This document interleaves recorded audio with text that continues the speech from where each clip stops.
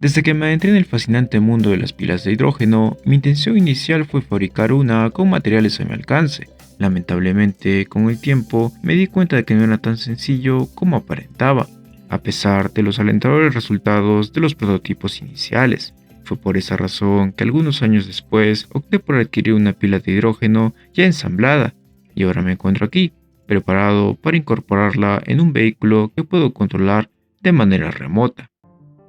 Como recordarás, las pilas de combustible se basan en el suministro de reactivos para desencadenar una reacción química que libere electricidad, calor y productos químicos. Es decir, produce energía en forma de electricidad, mediante el suministro continuo externo de un combustible como el hidrógeno y de un oxidante como el oxígeno. En contraposición, una batería o pila, con la cual estamos familiarizados, solo emplea los componentes y combustible que están en su interior, produciendo energía hasta que esto se consume. Una vez que obtuve la pila de hidrógeno de 0,6 volts y 1 ampere máximo de corriente, me sumergí en un detallado proceso de experimentación, con el objetivo de explorar sus límites de potencia, un aspecto apenas mencionado en la descripción del producto. La experimentación abarcó desde la iluminación de LEDs, la utilización de placas de desarrollo y displays de 8 segmentos, hasta algunas pruebas con motores y servos, incluso combinaciones entre ellos. Me complace mencionar que todos estos componentes demostraron su funcionalidad, con la excepción de los servos, debido a su voltaje de operación. Algunos de estos componentes requerían un suministro superior a 1 voltio, el cual excede el máximo de voltaje que puede proporcionar la pila de hidrógeno. Es por esta razón que en las pruebas es común observar un módulo bus de baja potencia que opera desde los 0,8 volts. El método para suministrar hidrógeno y oxígeno es el siguiente.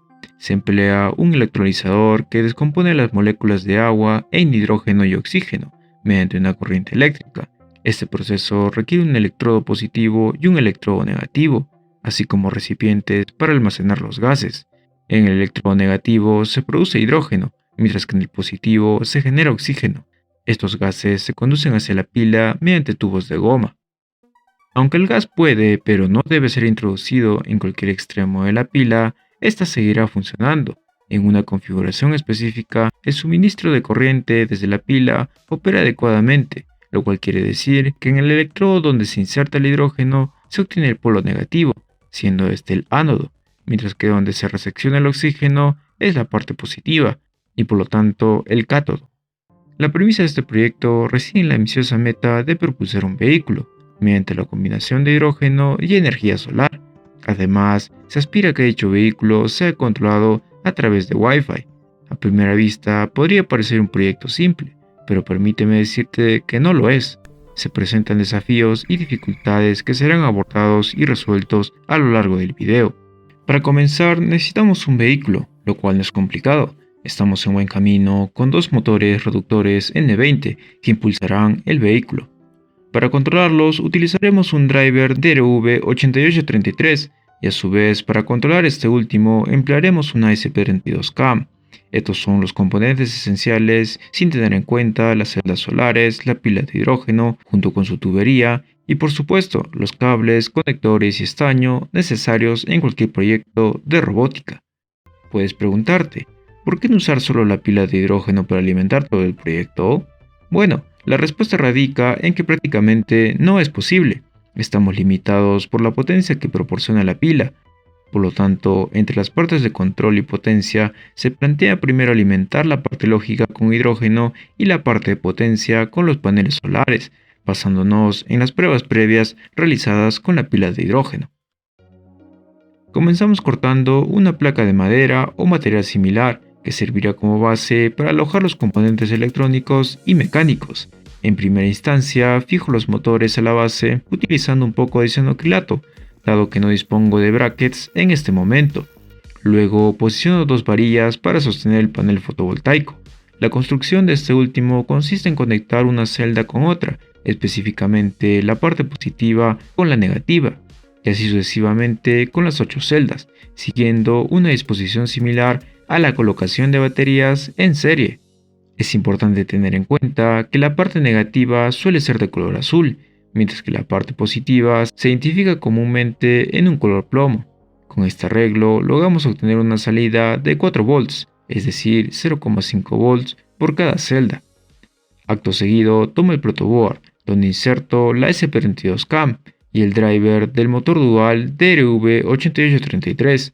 Mediante cables conecto los pines de control. AIN1 se dirige al pin 14, AIN2 se vincula al pin 15, BIN1 al pin 13 y BIN2 al pin 12. Posteriormente, conecto el pin de 3,3 voltios de la SP32CAM al pin ST-BY del driver de los motores. Para ello, ajusto la conexión desplazando los pines AIN1 y AIN2. Luego, conecto las tierras de ambas placas. Integro el módulo de carga y descarga, cuya función es elevar el voltaje del panel fotovoltaico a 5 volts, ya que como recordarás, este último produce un voltaje cercano a los 4 volts. Este ajuste se realiza con el propósito de mantener lo más estable posible el voltaje de 3,3 volts que convierte el regulador AMS 1117 montado en la SP32CAM. Procedo a conectar la parte positiva y luego la parte negativa del módulo de carga y descarga a la placa SP32 y DRV8833 respectivamente. Finalmente, coloco este montaje sobre la estructura del vehículo y conecto los motores reductores N20 al driver dual de motores. En esta fase inicial, nuestro objetivo principal es abastecer de energía al sistema a través del panel fotovoltaico. Para llevar a cabo este proceso, establezco la conexión entre el módulo de carga y descarga y el panel fotovoltaico utilizando dos cables, asegurándonos de conectar la entrada designada específicamente para una batería de litio. Con el hardware listo, surge la necesidad de abordar el aspecto de software. Utilizando el conversor FT232RL, cargo el siguiente código, una adaptación de la propuesta de Ruiz Santos. Las conexiones para cargar el código con el conversor son las siguientes: 5 volts a 5 volts, GND a GND, TX a U0R, RX a U0T y GND a IO0. Una vez que el programa está cargado, retiro el cable jumper que conecta IO0 con GND. Presiono el botón de reset y en el monitor serie se mostrará una dirección IP. La copiamos y la pegamos en nuestro navegador. Este código simplifica el control del proyecto a través de una interfaz web que ofrece transmisión en vivo de la cámara. La configuración inicial abarca desde la conexión a una red Wi-Fi hasta la inicialización de la cámara. El servidor web incorporado gestiona solicitudes para la página principal, el streaming de la cámara y comandos de control del robot. Los distintos comandos como avanzar, retroceder, girar a la izquierda o derecha y detenerse son interpretados por el driver de motores conectado a los pines GPIO específicos. Una vez cargado el código, coloco la SP32CAM en el protoboard que empleamos anteriormente, preparándome para verificar el encendido del sistema. No obstante, surge un inconveniente. Lamentablemente, no es factible alimentarlo directamente con el panel fotovoltaico, ya que sospecho que requiere una considerable cantidad de energía al inicio, similar a cualquier otro circuito con un pico de corriente al encenderse, situación que el panel solar no puede manejar, provocando que los componentes no se energicen. Este problema impide el control del vehículo mediante servidores web, con lo cual aún no puedo incorporar la pila de hidrógeno y existe la probabilidad de que el proyecto se vea frustrado. Sin embargo, no realizaría un video si no hubiera tenido éxito, ¿cierto? Claro que no. Por lo tanto, es crucial cambiar la perspectiva dado que el panel no puede suministrar la energía necesaria. Tal vez con una batería de LiPo no habría inconvenientes, y de hecho la batería logra mantener el sistema encendido sin problemas, permitiéndome controlar el movimiento del vehículo a voluntad. Con esta perspectiva renovada, la idea es alimentar la parte lógica con la pila de hidrógeno, mientras que los motores con la batería de LiPo.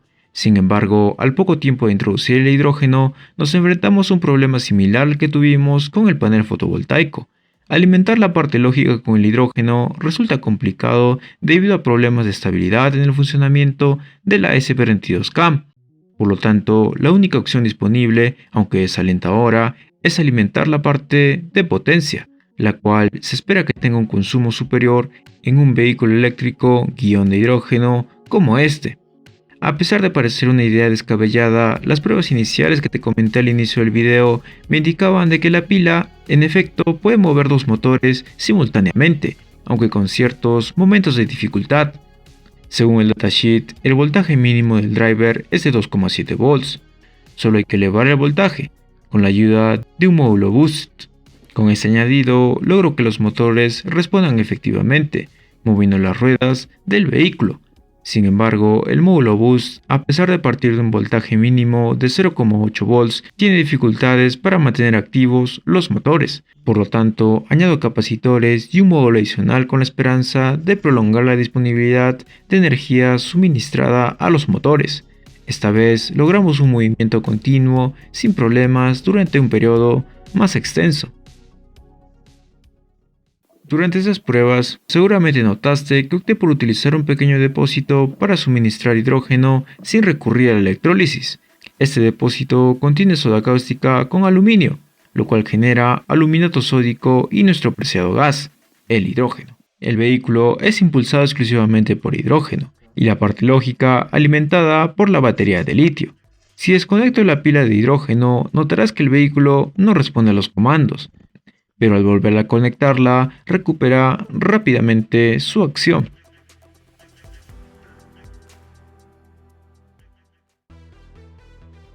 Es relevante destacar que el vehículo puede ser impulsado exclusivamente por hidrógeno, como lo demuestran diversas demostraciones disponibles en línea. El desafío de este proyecto radicó en elevar el voltaje, ya que a pesar de que la potencia mínima suministrada por la pila de hidrógeno puede parecer modesta, es suficiente para alimentar varios componentes electrónicos sin problemas. La pila de hidrógeno utilizada en este video es de baja potencia y, como has observado, lucha para impulsar el vehículo. En el mercado existen pilas con mayor potencia. En un futuro podríamos considerar la posibilidad de adquirirlas y explorar su uso no solo en vehículos como el que mostramos en este video, sino también en vehículos voladores, y para los cuales el hidrógeno es una opción aún más interesante que para vehículos terrestres. Esta pila de hidrógeno cuenta con dos pegatinas que indican H2 y O2, haciendo referencia a la producción de los gases cuando se emplea la pila para electrólisis o cuando se suministra directamente hidrógeno y oxígeno. A pesar de mencionar una corriente interesante con un valor cercano a 1 amperio, al ingresar hidrógeno directamente a mi pila, no se llega a sobrepasar los 200 mA en cortocircuito, siendo constante alrededor de los 45 mA.